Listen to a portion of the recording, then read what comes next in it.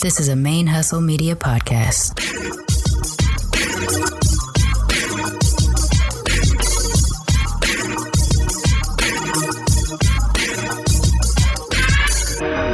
Hello and welcome to the show. My name is Jackie O and you're listening to Militantly Mixed. Yo, this is Rashani from the Single Simulcast. And when I'm not making you laugh or making up parody songs, I'm kicking back, listening to Militantly Mixed. I would like to acknowledge that the Militantly Mixed podcast is recorded on the traditional lands of the Karankawa people, and I wish to pay my respects to the people of that nation, both past and present. Hey y'all, welcome to Militantly Mixed, the podcast about race and identity from the mixed race perspective. I am your host, Charmaine, aka Mixed Girl Maine, the busiest mixed race, bisexual, polyamorous, atheist, comic book nerd, cat mom, mask making, Gulf Coast Cosmos comic book co-owning, Asian American Podcasters Association's Golden Crane Award winning podcaster in this podcasting game. This is episode 143, and I'm actually recording my intro about a week early because I'm going to be in Las Vegas at the time that I would be normally recording and putting together the episode. So I'm getting all my work done the day before I leave. So I'm pretty proud of myself for that. I'm going to be in Vegas for Calexicon, which I think I mentioned last week. Calexicon is the largest queer women's non-binary and femme geeky media and entertainment conference. And I get to go as a scholarship winner from last year. So they're paying my travel and my hotel and stuff like that for me to go. So I'm pretty excited about that. Also, when I come back, but this is going to be a day after this episode drops, so it's not going to be helpful. I'm supposed to be speaking on Monday, October 11th, for National Coming Out Day through California community colleges, but I don't have all the details available for that yet. And also, by the time this episode airs, it will be in the past anyway, so it doesn't matter. Okay, moving on to different news. I do just want to acknowledge that in addition to Hispanic Heritage Month, it is also Filipino Heritage Month. Hispanic Heritage Month goes from September 15th through October 15th, and Filipino Heritage Month is the month of October. My guest today actually is a Filipino-American. That was an accident, but, you know, that's cool. So similarly to all of the other cultural heritage months, we acknowledge the accomplishments and contributions of Filipino-Americans in the United States. Again, I'm not sure if there's other countries that do this, but here in the States, we do acknowledge cultural heritage months throughout the year. And so October is Filipino Heritage Month.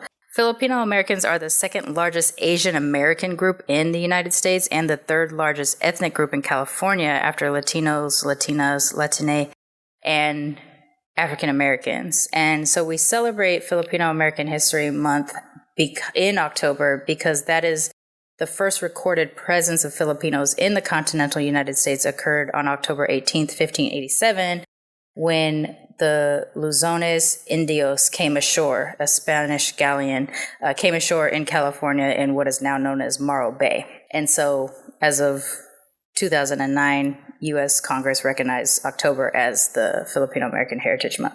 And as it so happens, my guest today is a Filipina-American. My guest today is Kayleen Garvey. She and I have actually known each other through Militantly Mixed for about 2 years. And even though we lived in the same city for a really long time, we've never actually seen each other in person. We have just mostly been in communication through Instagram, and we have been on a couple of group chats and video conferences and things like that together. So at this point, we kind of know each other pretty well, and I think you can catch that vibe when you hear us today. Kayleen and I actually have recorded an episode of Militantly Mixed before, 18 months ago, right at the start of the pandemic when everybody switched from Skype and all the other platforms over to Zoom. I attempted to record my very first Zoom episode with her. And by that time, Zoom didn't have their stuff together yet. And so there was actually an extra button you were supposed to click on the background that allowed you to save your file that you recorded. This makes no sense to me. Like if I recorded it, where did it go? But because I didn't have that clicked, because I didn't know about that, I never got a copy of the recording. And so we just lost the episode. But she had a very busy year last year. She was finishing her master's and starting her new career and everything like that. So we haven't had a chance to get together until a few weeks ago, which is when we finally got to record. And it was a lot of fun. I really enjoyed getting to sit down and talk to her again. So if anything, at least we got to chat again. Because she's a lot of fun, and I think you'll be able to tell that when you hear her episode. Before I jump in over to that, though, I still promise this is going to be a short intro. I'm not going crazy. I'm not doing my normal crazy, I guess is what I want to say. Just want to remind you all that the Be Your Mix As Self fundraiser t-shirt is still available until October 26th. They are $25 in each, no matter the size. You can go to militantlymix.com/merch. or just militantlymix.com. It's right there on the front page anyway, and you can buy it that way. The shirts come in black, white, and heather gray, like a dark charcoal. I got mine yesterday. So the time I'm recording this, it's October 6th, which is Wednesday. I got mine yesterday. I wore one of my shirts already. It's in the Instagram. And then by the time y'all hear this, I will have posted me in the other shirt, the black one, on Instagram too. I love it. The design is great. I'm so happy with how the shirts turned out this year. And as of today, October 6th, when I am recording, we have sold 17 of the 100. That is my goal. I'm really trying to hit 100 t-shirts on this fundraiser this year, mostly because I need approximately $1,500 to hire a consultant for a limited time to be able to try to elevate, like a consulting producer that would be able to try to elevate the show to that next step, which would allow us to start getting sponsorship and external to the Patreon sponsors. Because right now, literally the only way this show exists is because I have Patreon sponsors. I personally can no longer afford to pay for the show myself because I no longer get a salary. I started my business, so I can't collect money until the shop makes money. So Patreon is paying for the show right now. That is the only way. Sometimes we are in the red, sometimes we're in the black, but regardless, it's only Patreon. And whoever drops the occasional tip in the tip jar of PayPal is what's paying for the show. So with the $1,500 that I hope to raise during this fundraiser, I want to do two things. One, pay for the gap that is created by the reduction of Patreon sponsors we've recently had. So I still need another about $50 a month to keep the show going through Patreon. And also to try to hire a consulting producer that will help get us to that next stage and start to find advertisers for the show so that the show can start paying for itself. After 3 years, it is reasonable to believe, given our size of our audience, that we can get to that level, but that's not a skill set that I have. So I need to find someone who does have that skill set to put that in place for us. So roughly $1,500 will be what I'm hoping for to get to survive the rest of the year. And by survive, I mean the show, not me. But that's what I'm hoping to do. And then if that consulting producer works out, hopefully by January, the show will be paying for itself, regardless of the Patreon sponsorship. That's the goal. That's the goal. So as of right now, when I'm recording, October 6th, we have sold 17 of the 100 shirts. We can sell however many possible we need, but my minimum goal is I'm hoping that we sell 100 shirts. So if you want to purchase one of those, they're super dope. And hopefully by then you'll also see other people posting their shirts on Instagram as well. I have a few people who say they've got them and they promise that they're going to post their shirts. So hopefully that happens. In addition to that, if you would like to sponsor the show, you can go one of two ways. You can go to paypal.me/militantlymix. And I refer to that as a tip jar. It's always there. And every time someone drops money into that account, it goes directly over into the Militantly Mix bank account. Just actually over the summer, I'm not going to say their name because I didn't ask permission, but AK dropped about $50 in there out of nowhere. And I was like, I didn't expect it, and they didn't even send me a message to let me know they were doing it. They just did it, and it was awesome. But that also helps keep the show going. Occasionally, I get someone to drop $5 or $10 in there, and it's always helpful. It always goes right back into the show. The other way to support the show is to go to patreon.com/militantlymixed, and that's how you sponsor the show on a monthly or an annual basis. So you can go as low as $1 a month to as high as anything you wish, and there's different reward levels depending on what you choose, and that is how the show stays alive right now. As of right now, we have about 2 sponsors at the $50 level, 4, I think, at the $20 level. I just looked this up the other day, but I forgot the count. I think there's about 10 or so at the $5 level. And then everybody else is a mix of $1, $2, $3, or $10. And it's because of these people, this show is active. That's it, 100%. I can no longer afford to do the show myself, even a little bit. I've taken a huge cut in pay, AKA like hardly no pay. And so... yeah, that's the nature of it. So as long as we continue to have Patreon sponsorship, Militantly Mixed will exist. But if that drops below where it is now, I'm going to have to go on another extended hiatus until I can afford to put on the show again myself. Desperate times, folks. Super desperate times. So the fundraiser and the Patreon sponsorship is pretty much everything we need to get through the next few months and hopefully to keep this going forever. All right.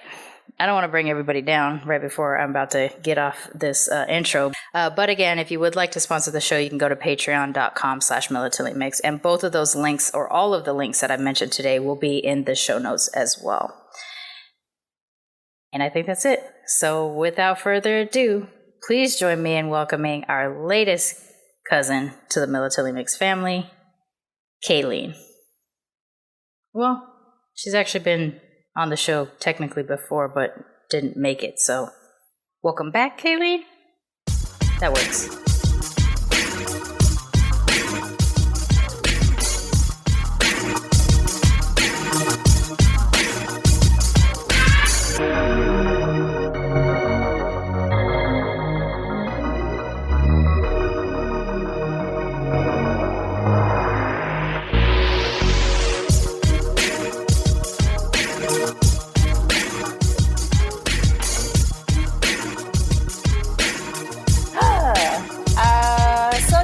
Back at it, and this is kind of embarrassing for me, even though I don't super get embarrassed often. But my guest today has been a guest before.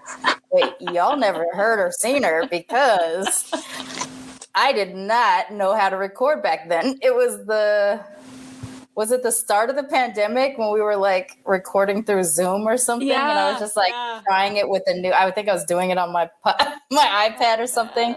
And I didn't know how to actually. Later. Oh my God. Yes. We're still in this pandemic. What is happening? I know, it's so terrible.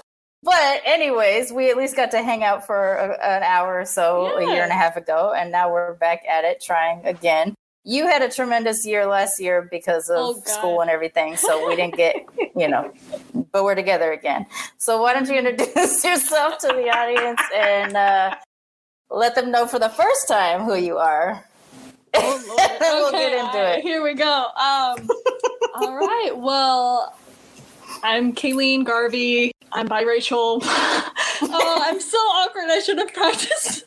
You're fine. You're not awkward. My mom is from Manila in the Philippines. My dad is a white guy from Iowa in the United States. If you all want to be specific, his ancestors are from Ireland and came here sometime in the 1800s or something, but like he doesn't like he's not like representing for the Irish out there. He's not all like Irish pride, like whatever, like. Gotcha. I think what they kind of overlap on is like the whole Catholic thing. A lot of Filipinos, a lot of Irish are Catholic, and that's like how that kind of comes in, But, that worked, yeah. You didn't have to change your religion for the relationship. Mm-hmm. Yeah, so that was like their overlap. But yeah, I just graduated with my master's in counseling in May. So like Charmaine was talking about earlier, I was being trained as a counseling trainee during the pandemic. Counseling people literally in my bedroom like this over a screen. Yeah. Like I'd be turning on the camera to talk to them, and they're like, "You're my counselor," and I'm like, "Yes, nice to meet you. I'm Kayleen. Let's work on some get stuff into together." it. Like, yeah, they're all oh my like, gosh, "You're too young for this." I'm like, "I language. You're like, Asian don't raisin. Yeah.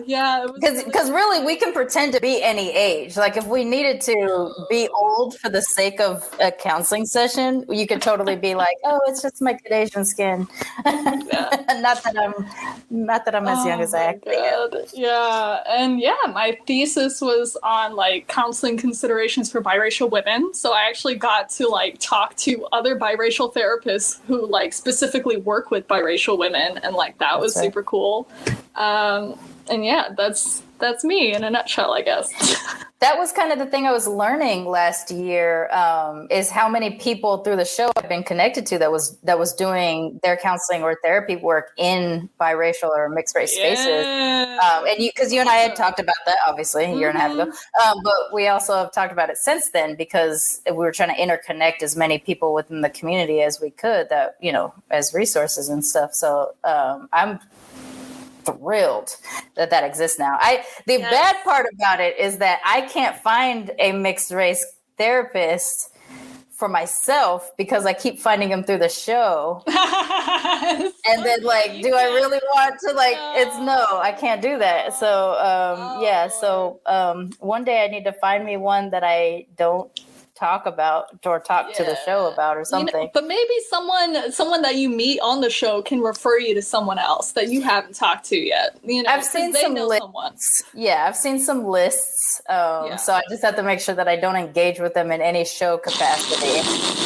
Or be like, the most arrogant question possible, be like, hi, I'm a host of of Militantly Mixed podcast. You haven't heard of me, have you? Great, then we can talk.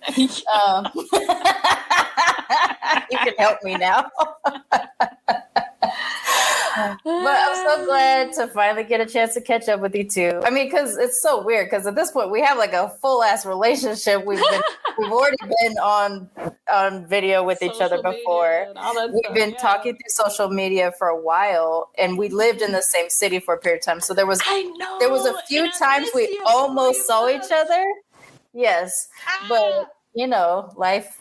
So for people who aren't from LA, here's a couple of things. If you don't live in the same zip code, you're not going to see each other. If you don't work in the same zip code as the person you're trying to see lives, and you can go see them on your way home from work, you're not going to see each other. And however much you may want to be social in advance, the day it comes up, you're like, nah.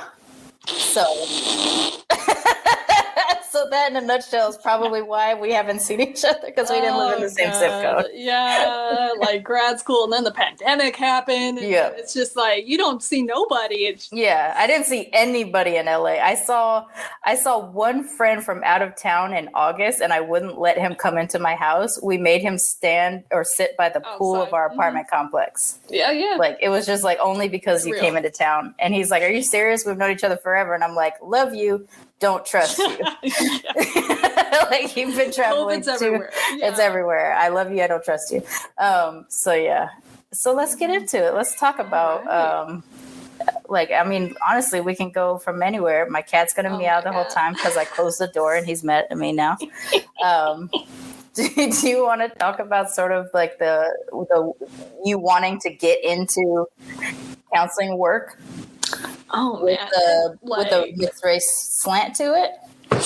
Ooh, Lord, it's like it's rough because honestly, being trained through the pandemic, I realized, you know what? I don't think I want to do this. I don't want to do this.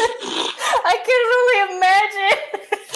I don't know. It must and be maybe so difficult. Someday in the future that will change, but at least right now, your girl's burnt out and dead inside. She ain't got nothing left to give. I don't blame you. No, and I'm impressed with my colleagues who made it through the pandemic as a trainee. They submit all their paperwork, and right now they're accepting new clients and they're seeing people. And I'm like, wow, that's impressive. I ain't got it in me. But pandemic withstanding, I can't talk about my initial wanting to get into it, right? If you want to, we can talk about anything related to your own experience. It was you're right. It was a different environment. You still were, even though you were tired from school, you were still a little bit more bright-eyed, probably about the path pre-pandemic. Yeah. when we talked before. Oh man, yeah. But I mean, I can talk about a little bit about why I want to get into it and kind of my project, and I don't know. We can talk about a lot of different things, but like initially, why I wanted to go in this field was, you know, my own experiences with like mental health stuff and like going to therapy, and also seeing like different people in my family go through therapy and seeing how it had a positive impact on them, and also seeing people in my family who would not go to therapy and seeing how it had a negative impact on them. Right. Absolutely. And I'm saying that with like a big disclaimer of like, not every therapist out there is great. And a lot of people have negative experiences with therapy. So like, it's not a, you know, panacea for everything. Right. But like, that was my initial experience where I was like, wow, this really helped me. And it really helped people I cared about. And like other people that I know, like, you know, who didn't seek out treatment, like, you know, they didn't get the help that they needed. And kind of just like, and when I talk about my family, I'm pretty much going to be talking about my Filipino family, because those are the people that like raised me growing up, you know, so like also like cultural stigma and stuff, and just like, that we could really talk about the cultural stigma. Yeah, absolutely. You know, and just like finding a therapist that like looks like you or speaks your language or is like familiar with your culture, that you don't have to like explain or like put qualifiers behind everything, you know? That's been my entire experience. And I'm pro therapy, but I've only ever had white therapists. And every single one of them, I've spent the majority of my session explaining. To them. And it's only been one that actually would like take my stuff from the previous session and do a little work on it, so that by the time she saw me next time, then the beginning of the session would be her like, last week we talked about blah, blah, blah, blah, blah. And what I didn't know at the time, but I've done some research and let's talk about that. So we were kind of like going back over the previous. So it was a little bit more, it was still a lot of work on my part. A lot of emotional labor and education. But, you know, at least she tried. That was the only one in many, many years that had actually tried. Yeah. So. Yeah, it's awful, you know, but I guess like in doing my project and even just like being in the program and like seeing other people where I'm like, hey, you looking out for your community or your culture, so that's good, you know, like that was exciting. It's like such small little, like, we're happy for crumbs, you know, but like the fact that there was like 60 people in my program or whatever, and maybe like 5 to 10 of them were Asian, I was like, whoa, like that's exciting, you know? Like each person that comes out of that program with that degree, you know, whether they pursue that path or not, like they have, you know, just one extra person in the community is another resource that can impact so many other lives of people who are I've never seen someone who looks like me in this position of power or whatever, you know, like, you know, and like that was my experience when I was interviewing therapists for my project, where I was just like, oh my god, biracial therapists are out there, and they're, like working with like multiracial people, like that's amazing, yay! That was super cool. So that I think that was just like a really healing process for me, and very normalizing that I'm like, we exist. Yeah, absolutely. Yeah, I know that the more that I've met people through the show that are doing it, I'm just like, there's so much more hope now that I eventually one day in my life will find somebody, if not mixed, at least from one of my cultures that would understand to a degree, you know, anything. And that's why the show itself can be so therapeutic, because sometimes I just talk to somebody that I have some crossover with, and it's like, oh, wow. I get it. You get it. You know, that kind of thing. I'm not alone. Yeah, that's the biggest. That has been the biggest aspect of this whole thing, is the I'm not alone part. But speaking of I'm not alone, what was it like for you growing up with your interracial parents and your biracial upbringing? Like, what was your deal? Oh God! Did you know what you were? Yes. I mean, like, from a very young age, you get really used to that question of what are you? And I honestly thought it was a normal question because of how often I was asked. Right. And like how early and everything. I didn't realize that other people weren't asked those questions, or that was because of how I looked and that people couldn't place me. Right. I was just like, here comes another one. Yeah, I'm Filipino and white, whatever. And like, it wasn't until like maybe like high school when I had a music teacher who was biracial, and the reason why he knew I was Filipino was I dropped something and I was like, ay nako. And like, he said, are you Filipino? Because his neighbors were Filipino and he heard them say that all the time. Oh, funny. Like, yeah, my mom's from Manila, and he was like, and he was asking me about like my background and so I'm like, oh, Filipino and white. He's like, and like that ticked him off that it wasn't like more specific, because of his background and stuff, right? I think he had a white parent and, and so I was like, Irish, I mean, whatever, but like up until that point, nobody had really questioned me about that. So that was that just goes to show you like how somebody's own deal gets in the way of how they receive your deal. Oh, that's so real. I mean, like you were talking about therapists earlier, like I only ever tried to get set up with a biracial therapist once and it was terrible. Oh, really? I thought it would be good, yeah, because like this person was Korean and white. So one of my professors who is Japanese and white was like, oh, you know what? Here's like a white Asian therapist who may like get you, right?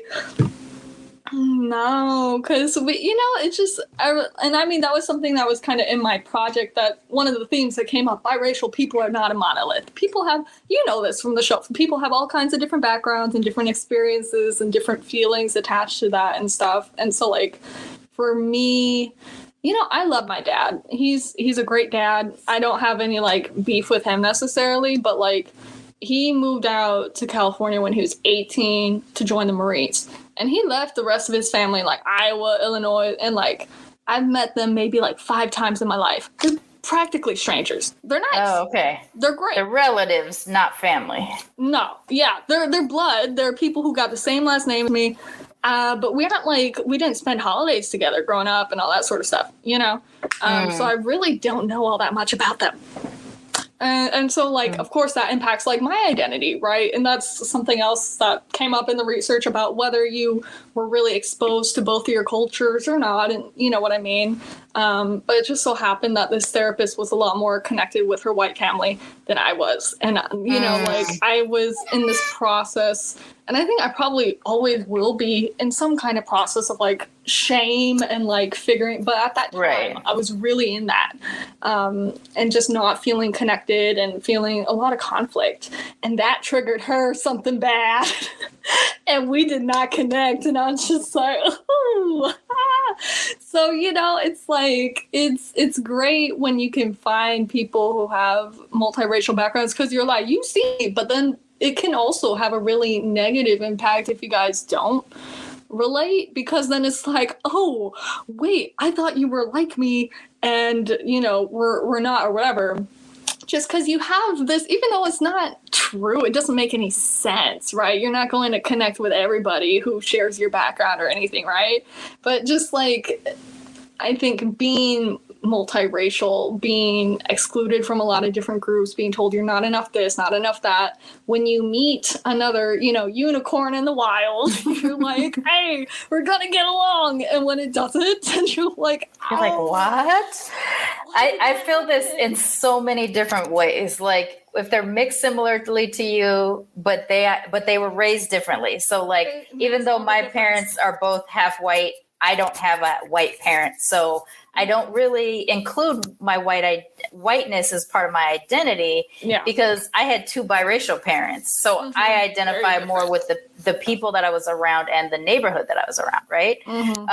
So if I meet another person, they're like, but you're half white. If whiteness is centered in their life, I'm like, yeah, technically, ethnically, but people around. People, I didn't know. I knew one white lady. She was a mean British my grandmother, like, she was a mean British lady. that was the white lady I knew. I barely knew my white grandfather. He wasn't even around. Yeah. I wasn't in a white neighborhood. I was around military people. So sporadically there would be like a random white person, but not enough to shape my culture or my identity. But yeah, and I've seen that like in my polyness too, like, oh, you're into poly too? Are you into this? Like, oh, no, I'm not. Your poly is different than mine, So it doesn't matter. Like, it can literally be like any aspect of your identity that if somebody, you want to believe that you can get along, but. And then sometimes you don't. It doesn't always happen. It's like, ooh. Yeah. It's where, like, I feel like if someone even remotely looks like you, so maybe like in the case of that therapist where you're just like, really, we're not the same. Like, it's so disappointing that we're not the same, I can only imagine. I did happen to one time have one random white therapist who just so happened to only hate Japanese people. Like, of all the people on the planet she hated, for some reason she hated Japanese people. So when I admitted that I was mixed with Japanese, all of a sudden that was the source of all my problems. So it was one appointment. And by the end of it, obviously all my mental health issues were related to me being Japanese because Japanese were the worst. And so I was so young that I didn't know I could like get up and leave. Yeah. But I just knew that I wasn't coming back. Yeah. So that was as far as I knew. So I got to the end and it was like the most detrimental experience ever. I think I told my aunt and she was ready to go like cuss her out. And I was like, but technically I'm an adult. Like technically I'm 23 years old. So like I should be able to handle that myself and not have my aunt like show up and be like, rah, rah, rah. That still sucks. Yeah, that one sucked. But I haven't had too many experiences in a professional setting in which somebody is mixed similarly to me at all. And we just didn't vibe it. It happens sometimes obviously through the show. Yeah. I've had the occasional person who does center a group that I don't center. And it's just like, we are not the same. And your show is not for me. Like, that's the other part too. Is like, if the show was, I'm going to say the words more pro-white. Yeah. Maybe I could vibe with some of that group, but for the mixed folks that center whiteness. But since I don't and I can't relate, I can only do what I can do through the show. And be like, well, be a mixed SO, but like, woo.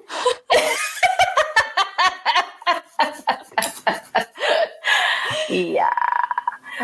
So you did grow up predominantly around your Filipino family, and you at least have exposure to hearing language, if not being fluent yourself and stuff like that too, right? So like, did you just think of yourself as Filipino with a white dad?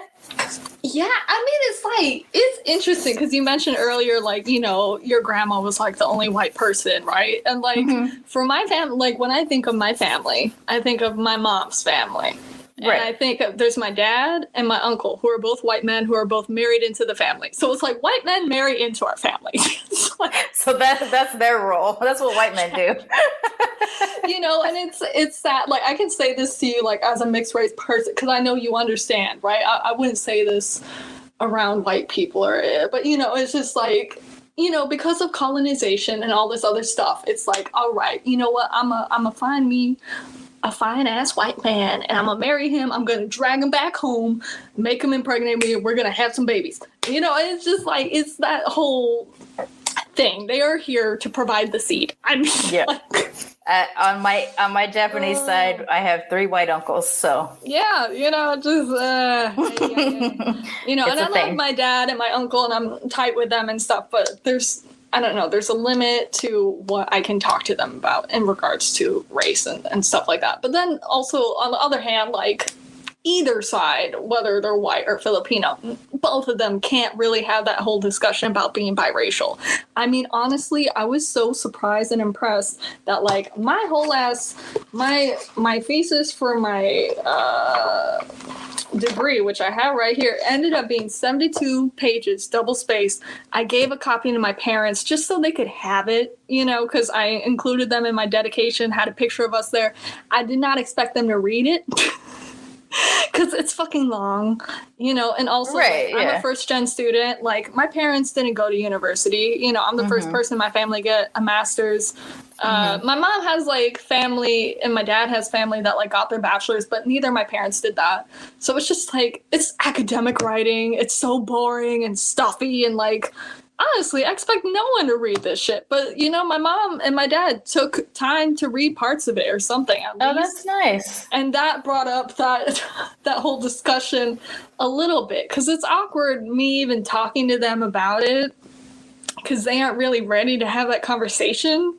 You know, because to my mom, it's like, this, I gave you a gift, you know, and my dad's like, I know you look like the white seed. Why aren't you happy about the white seed? Yeah, it's just like, okay, y'all, neither of you are right. This ain't this, you know, but yeah, that opened up that conversation a little bit more than it would have otherwise, you know, so like that was interesting.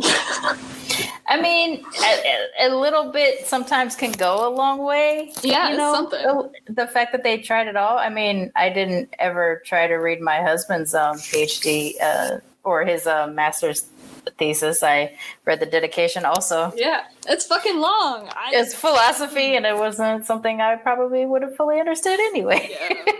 But that's, I mean, at least they got a little bit through it and kind of had a conversation. It might end up being something in the future that you get to talk more about, maybe. Or they're like, we did it. We got it under the belt. We took care of it. It's interesting because I feel like a lot of the research that is out there, right? So I did my own research in like interviewing these biracial therapists and asking them the different questions I want to ask. But first I had to do a lit review based off of what research is already out there. And majority of the research that looks at biracial identity looks at people who have one black parent, one white parent. Right.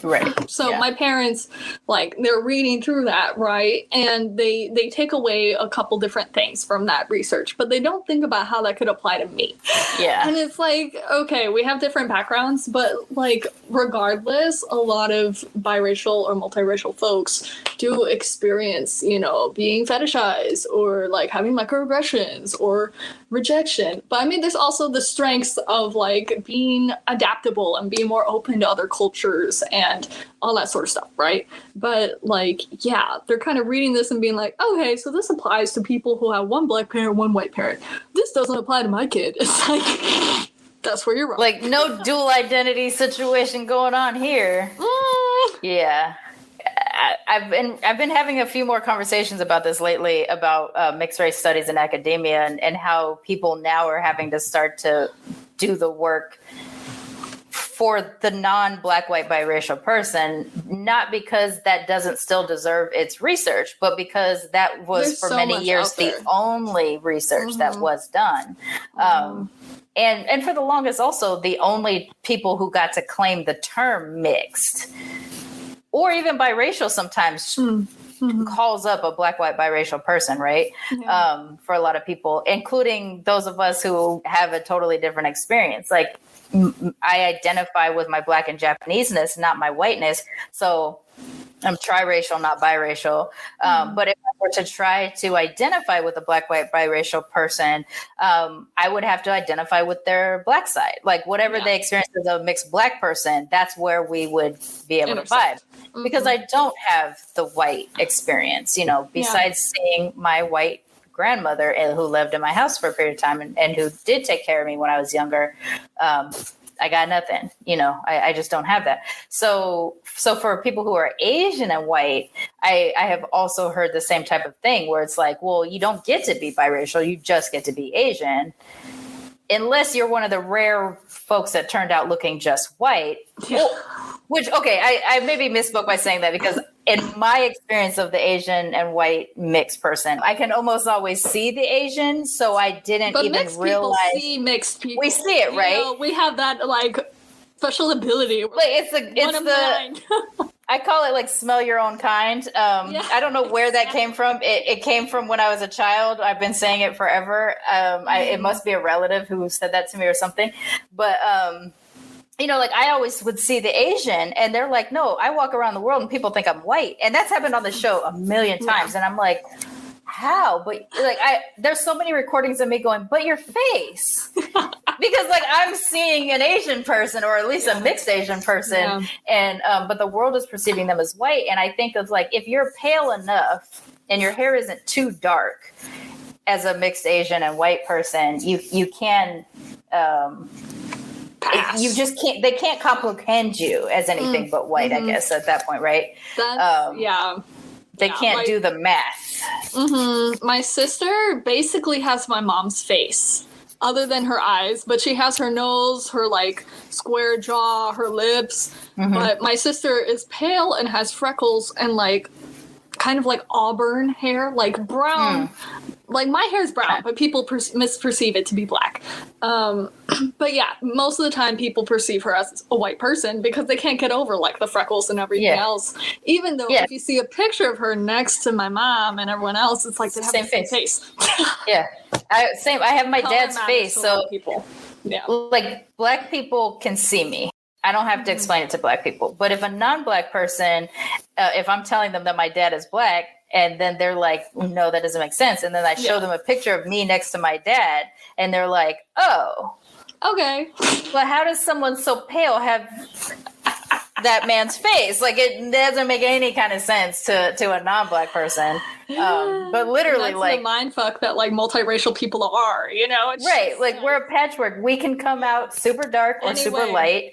We can have, I've literally seen a tweet that said only white people have freckles. And I burst out laughing so hard when I read it, because I know non-mixed people that aren't white that have freckles. Like, you know, maybe they have some ethnic mixing further back in their line or whatever. But if they think white people invented freckles,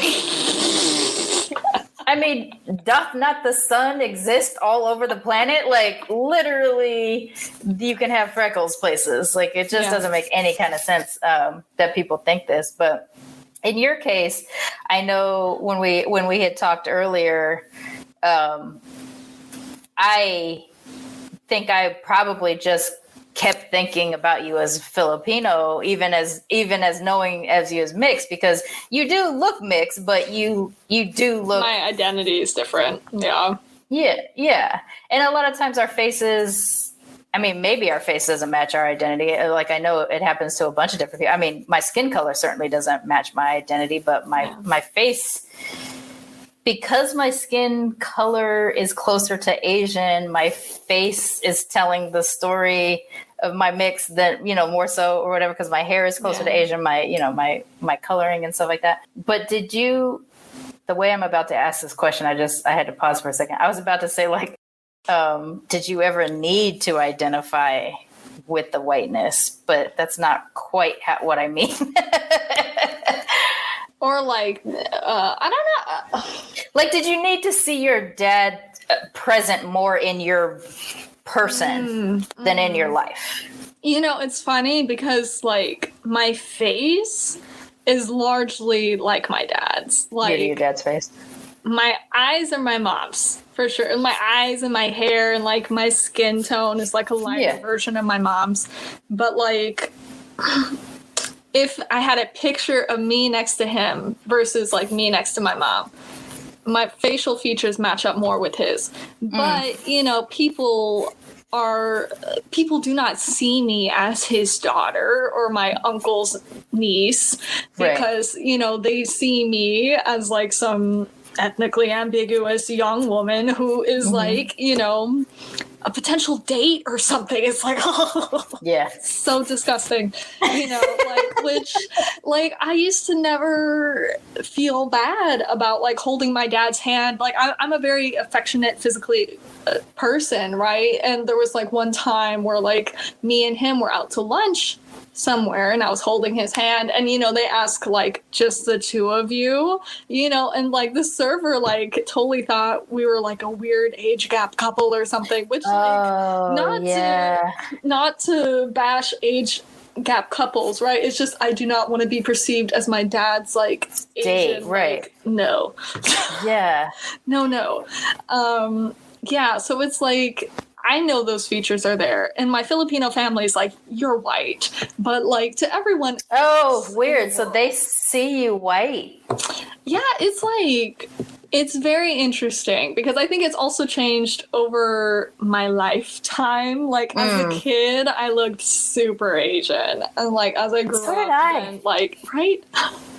I have like a full-on Japanese baby pictures, and I'm like, who the hell is that kid? Why did I look the same, but I don't? Like, how did that happen? Yes, Yeah. I totally get you. Yeah, like as a kid with the whole like bowl cut and everything, like I think a lot of people read me as Asian, and then as you grew up, things change, right? So, but like also when I was younger, I didn't know any Tagalog. I didn't know how to understand it. I didn't know how to speak it because like I was also like rejected by my family and by a lot of different people, right? Because like there's this whole thing about like marry and fuck white, but their babies are not ours, or what, if that makes sense. That the like it's like a lost generation. Yeah, it's this whole thing about like you're like me, but you're not like me. And like, so obviously that really hurt. And like being at parties where I was like the only one, and all that sort of stuff, like I actually like tuned it out, because my mom also told them that they couldn't speak Tagalog to me. They could speak it around me, but you are not allowed to speak to my child in Tagalog because she didn't want us to have accents. She, this whole like she wanted becoming you to be American, right? Being American. I can relate to that too. Yeah, so like growing up, I wasn't as like I was Filipino, right? And I like they all raised me and I ate all the food and stuff, but like culturally, like there was that whole thing. But then my grandfather passed away when I was like 14, and I lived with my grandmother after that to kind of like help her just because she was lonely, bring her to her doctor's appointments, all that sort of stuff. And I started to pick up on the language because I was living in the house. Right. That's where, everyone speaks English, but like their primary language to converse in is Tagalog. So I started picking that up. The language, I feel like people accept me more. Right. So it's way different. You touched on something very special here because I don't know how to have this conversation yet. My grandmother, when she came over, she was from the war bride era. So they, like the military, put the yellow brides into classes, American domesticity classes, to teach them how to be American wives, right? Yeah. They had to speak English. They had to cook American dishes, all this kind of stuff. So, and they also told her, like, it's bad enough that your kids are half-breeds. Don't confuse them with the language. So she never taught my mom and her sisters Japanese. And so that even by the time I came around, and she had been American citizen for 20 years nearly at this point, she still didn't do it. So like I would only hear her speak it, or there were certain words we were allowed to say as long as white people weren't around, things like that. And then I get to college and I'm taking Japanese and I can't get her to help me. She's like, no. Like, I don't know why you even want to learn it anyway. Like, yes. So I basically had to say, like, I have to, as a requirement, learn a language. So I picked Japanese, and she's like, why not French? Yeah. Because she liked European stuff, And then I was around 33, and my Japanese was a little bit better at the time. It's worse now, but it was a little bit better at that time. So I would speak to her more frequently in so much as I could. And she would finally talk back to me. She's like, oh, you're so great. You're doing such a good job. Yeah. And I'm like, bro, like, I was like, 30 years I've been trying to get the support, but I wasn't Japanese for all these years, and now I'm like, oh, good job. Now you're part of the clan. Yeah. Yeah. And it's like, really? Do what? I had to do it all by myself. And her big thing was like you said, like with your mother, right? Like, I gave you this gift of this American life. So like, why are you trying to go back to my home? And it's more about, because of so much we don't know. Yeah, we crave it, I think. Yes. That, and I think that there is just something to like our body is thinking about that generation of that stuff from our ancestors, right? Like we want, there's certain foods that we crave and we don't even realize it until we get it. And we're like, oh my gosh, this is everything my tongue ever wanted. Or like music from the places that we come from too. Like I've never been to Africa. I've never been to Gabon, which is where my ancestry comes from. And yet if I go to YouTube and I listen to Gabonese music, all of a sudden I'm like I'm moving the way I'm watching the videos move. And I'm like, it's just natural. It's just happening. So I think there is something to like, we're kind of craving what our with the ancestors that traveled, even if those ancestors are your parents, left behind. Yeah. But we don't get to be. Yeah, it's almost like we have to earn the badge, right? Yes. Yeah, it's bizarre. And I wonder if this is exclusive to. I don't think it is, but across Asia, when they come here, what's the goal when they come here, right? Like, is it escaping? Is it refugee status?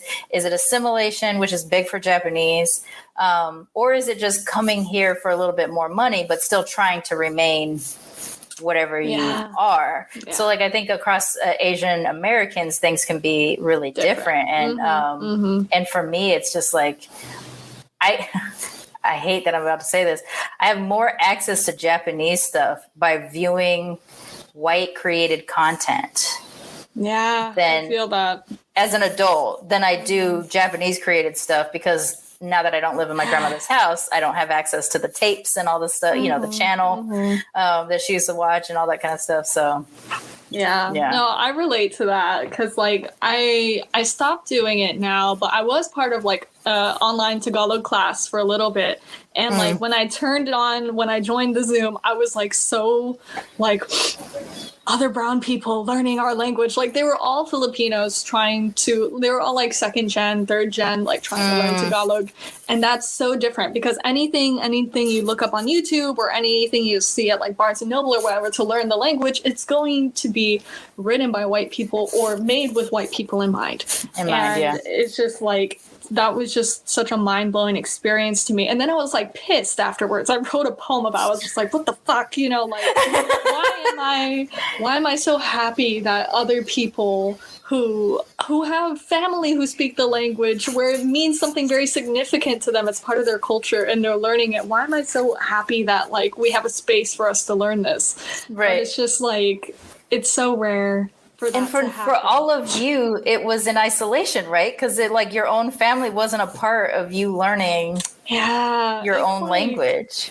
I don't know. It's interesting because like my mom very specifically told my family, don't speak to her, right? But when I let my family know, like, hey, I want to learn, they were more than willing to converse with me or help me. And so that was nice, So it was like I visit them every Sunday, and I talk to them primarily in Tagalog or Taglish. Anytime my grandma calls me on the phone, I'll say, oh, hello po, kamusta po? Like that is like normal. But I, like you mentioned earlier, like having to earn it, I had to crawl and scratch for that. I had to tell them, I want this. No, you're not speaking to me in English. Like, because there's all that colonization and stuff, just like thinking that English is a superior language. You won't even need it because you're in America. Everyone speaks English. And just the other thing of like my face, like people will not come up to me and speak Tagalog. Whenever I go to the Filipino like grocery store and I greet people in Tagalog, they respond to me in English. Like they aren't going to speak Tagalog. Rude. Because my face doesn't match, because they're like, oh, like, But there's something to that, really positive experience I had, like, a couple of weeks ago. I went to Zumba with all the titas. It was outside, everyone's masked, like, spaced out. But, they were talking in Tagalog at the benches, and like I overheard them like talking about my friend because they thought my friend was gay, but he has a wife. And like, so he comes out of the car with his wife, and they're like, "Hindi ba ding?" He's not gay. And I like responded to them in Tagalog because I heard them, and I was kind of laughing because I knew like him and stuff. I'm like, oh no, like. Asawa shot, like that's his wife or whatever. And like when I responded to them in Tagalog afterwards, like one of the ladies asked me, oh, anong pangalan mo? Like, what's your name? And like that was so nice that she didn't talk to me in English. Like it was like, oh, she took it nice. You accept, like you heard our chismes, you heard our gossip, and you like responded like pooh like that. So you must be with it. And I'm like, that's awesome. I'm so happy you had that. But it's very rare, and it really depends on the person. But like as my language fluency increases, there's more acceptance. But then there's the other weird thing about like, me being mestiza, having a white parent, where people also like elevate that. Like, you speak Tagalog. Oh, that's so great. And like, I don't know. My uncle was like looking up videos of like Russian people singing Tagalog songs on YouTube, and it's disgusting to me, honestly, because their accent's so bad. It's just like, why are you so excited about this random white person singing a song from our language? They're like fucking calling it like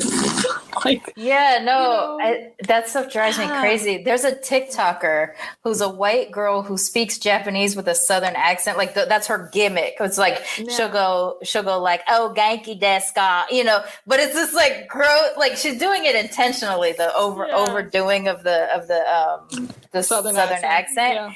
And it's her whole deal. And every time I see it, I get irritated. But then when I see somebody like duet or something like that, because they're like, look at her, like, and I'm like, don't, because like I'm frustrated because I can tell she knows more Japanese than me, so there's also that frustration. But the other part is that she's othering an other in her attempt for fame. Yes. And yet I know that if the two of us went to Japan to teach English, they would want her.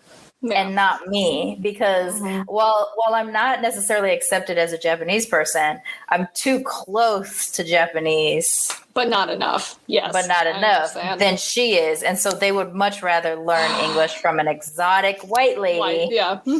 Which I need y'all to know that to Asians, white people are exotic. So calm down over there. I tell this story all the time. Like I mess white people up with this, where I just talk about how like my grandmother named her daughters Dorothy, Joyce, and Nancy, and they all were like, "Why would you give us such like old white lady names?" And she's like, "They're so exotic. I just love it. They're so pretty." Because she liked American actresses. Yeah. And at her time period when she was growing up, there was Dorothy's, there was Nancy's, and there was Joyce's. So white people, you're exotic to Asians. So calm down. Calm down, please. Thank you, white people. That's so stupid. So how do you? So I know that when we first started talking. So if I like all the way back, because I think the first conversations that we were having over social media were towards the end of 2018, because that's when I was doing my comedy stuff. It was, But I can pinpoint it to events, so that's why I remember you and I talking. You were at the time not feeling very confident about like the identity of biraciality, so that was the conversations we were having. But you're engaged now. Like I know that you're engaged. I know that you've written some poetry about it. I know that you're engaged in the at least militantly mixed community and stuff like that too. Probably other things. And then of course with your studies, talking to other mixed race therapists and counselors. Where do you feel you're at now? Oh, it's interesting because I think, for me, it's like, it's been so great to, I think writing is great in itself, because you can come up with, you tell your own story, you come up with the labels, other people aren't putting that shit on you. So it's really good just for like anyone who's of a marginalized identity where they feel like they haven't been given that space to explore, just being able to listen to the show, talk to you, having these different kinds of conversations, interviewing the people for my thesis, like that was medicine. That was like, I'm not weird.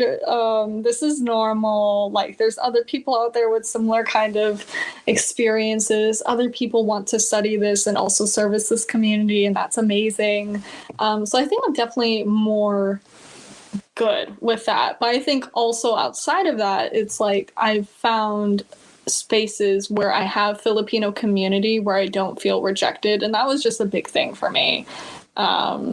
But I guess just like having spaces where I am accepted for being Filipino was like a really big thing for me, because I didn't feel connected with the community before, and that, obvious self-loathing and all that sort of identity shit problems. But I found like I got involved in like community service stuff and like political stuff and everything, where people really don't care what you look like as long as you do the work.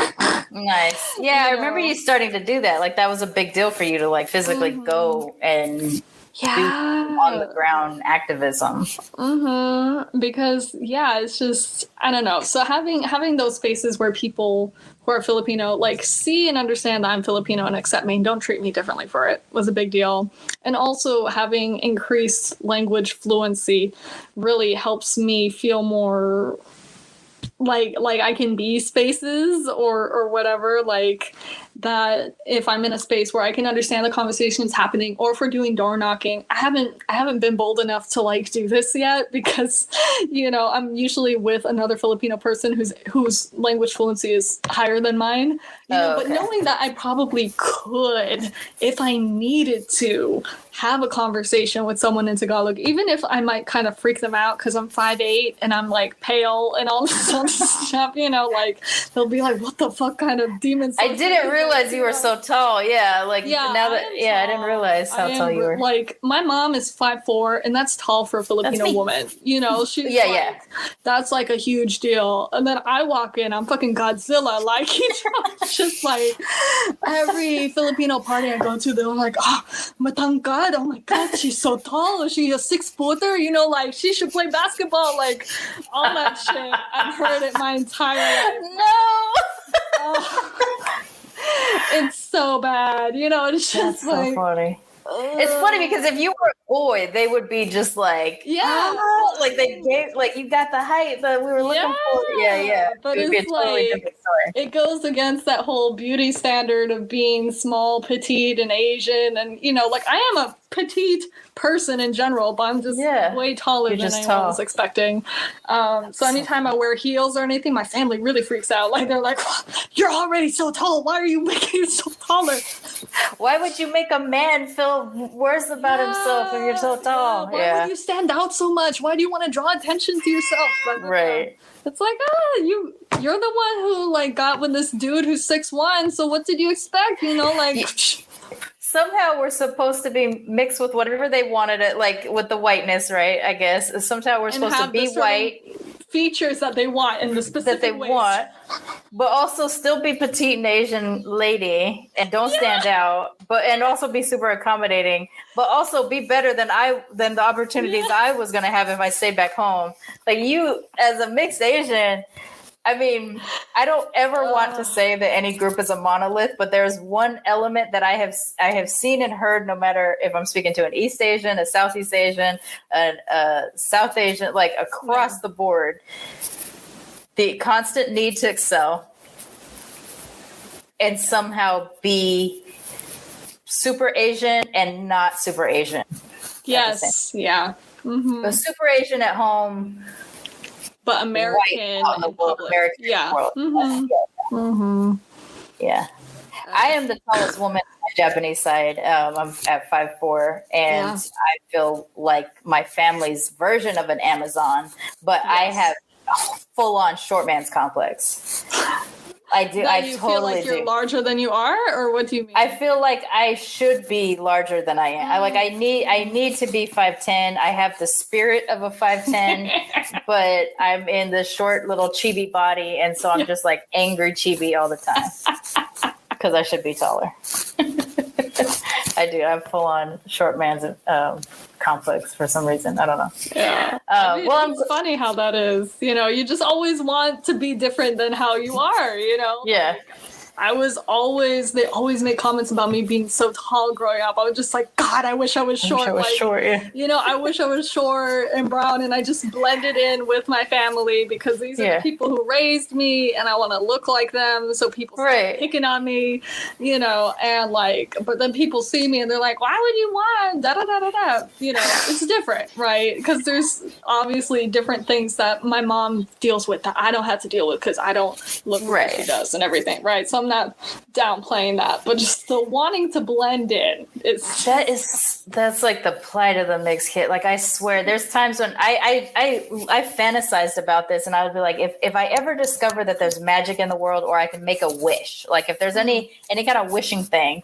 When I was younger, what I wanted was the ability to physically code switch. So like if I was in a black space, I would be the black queen that I really think And if I was in a Japanese space, like all of a sudden I would be this teeny tiny petite little Japanese person that Japanese people would accept. Yeah. And I just wanted to be able to flip between those two things in a given space, because I've never had the acceptance from a full Japanese that I was either related to or not related to. It's always like a novelty. I have been accepted by a mixed Black Japanese, and that, and then of course people on the show, but like in public, in a space, in an environment in which someone like gave me the nod, basically like the equivalent to, I see that you're Black, I see that you're Japanese. Like they gave me the whole thing in one moment. And I'll never forget that moment, because it was the one time that I really felt like somebody like me, because I'm not I don't look like the typical mixed Black Japanese. Like people like Naomi Osaka and Ryu Hachimura, they have a very similar look. I didn't get that. I got the pale Japanese, and then the Japanese hair, but the Black face and the Black body. Like my body is shaped like. So that need for us to be like, can I just one time be in a room full of people who are kind of like me? Like we don't all have to look exactly alike, but could 5 of them look like me? Yeah. You know what I'm saying? Like could just like 5 people look like me that I'm not related to? Because even in my own family, none of us look alike. We look like we're all from different places. So one time, can I be in a room where like everybody's mixed like me? Everybody has the same weird, like, you're Japanese, you're not, you're Black, you're not, like I just want it just one time.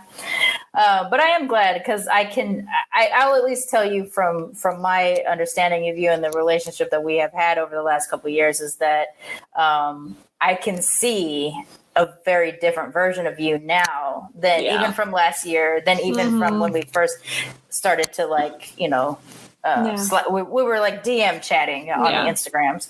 I can definitely see a a more open, self-accepting version of God, it's such a relief. I mean, we go through the ebbs and flows. Like I was just saying earlier today, I was having a terrible case of imposter syndrome. And I know myself, I know myself, but even with that, sometimes you get these moments where you're just like, I'm not enough of fill in the blank, whatever it is today. So I get it, but I can definitely see, and even in sort of your openness on your own Instagram page too, has been like a huge trajectory over the course of the last couple of years as well. And what you deal with in terms of your identity, but also just like, I think we both have the social shell thing, like the being outside around people thing. So, people. That's why I love podcasting, because I'm like a super social person who cannot stand to be around people. But like this is ideal, because like we can talk all night if we want to, but we don't have to be around each other. It's like I don't know how was someone like me crafted at all, because this is infuriating to want to be social and never want to leave the house. But anyways, I do like to ask, and I did ask you this question a year and a half ago, but I'm curious to see if there's been any shift for you. What do you love most about being mixed? Yeah, and I remember you asking me this question before, and like I didn't have like a really good answer for you, because at the time I was just like really struggling with identity issues. I was like, fuck this, like what is this problem, But like I would trade it in a heartbeat. No. Honestly, I really was in that space before, where it was just like, okay, I've been raised by this group of people. These are the people I feel like I click with, and at the same time they don't accept me, so what's up with that, But like nowadays I actually have an answer for you, which is great. That's very exciting. I feel like just like you mentioned, the openness, like the ability, the empathy, the ability to understand, code switching, all that, because it's just like, which I mean, you'll get when you talk to people who have different marginalized identities, just from being other, they understand that. But when you have multiple identities in you or multiple cultures. When you are used to having, you know, family gatherings where there's different languages or different types of food or whatever, like, you know, Thanksgiving at my house, we got turkey, we got ham, and we got coconut pie, we got apple pie. You know what I mean? It's just like a whole hodgepodge of stuff. But yeah, like when you meet other people like that, just the ability to just be all like, oh, okay, so that's what you are. That's where you at. Cool. Like, let's move on. It's not a big deal, you know? Yeah. And I mean, that multiplies by like, if you're talking to queer people, whatever it is, you know, just the openness.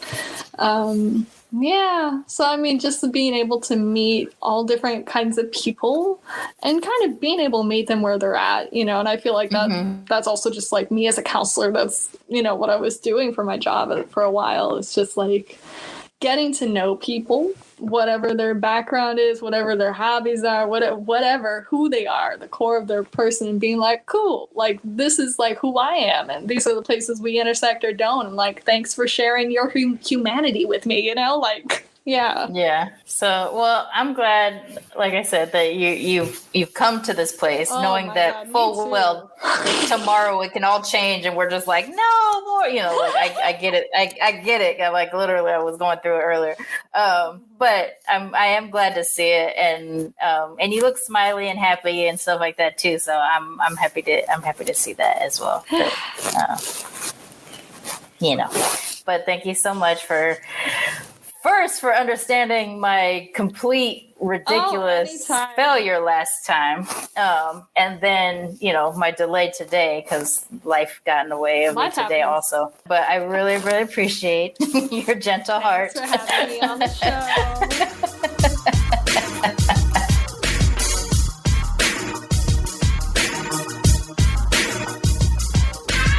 Militantly Mixed is a ManeHustle Media podcast, produced and hosted by me, Charmaine Fury. Music is by David Bogan the One.